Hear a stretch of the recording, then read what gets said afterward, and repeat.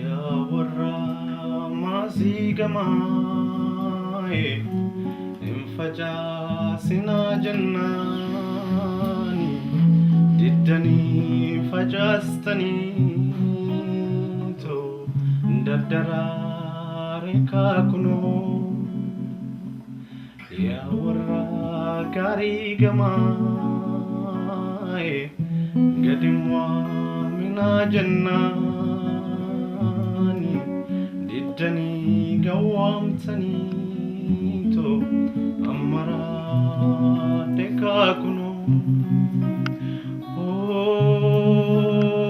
دا مال بكل جمال مال بريد كندري قما دالو تدولجي صافو مال بريد نيكنا شقيت ما خراجين القي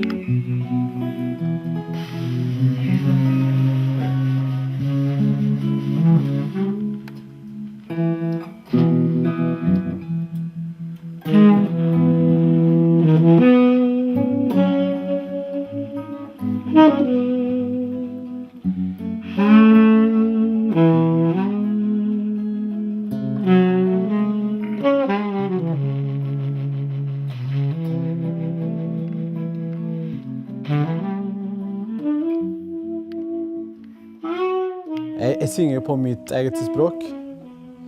Det er musikk jeg på en måte spiller, på en måte tradisjonell. På en måte det er musikk jeg hørte da jeg var liten. Jeg liker meg i Norge veldig, veldig godt. Og jeg synes at de menneskene jeg måtte har spilt på en måte den viktigste rollen. Da. Jeg synes at slike mennesker gjør på en måte verden et bedre sted å være.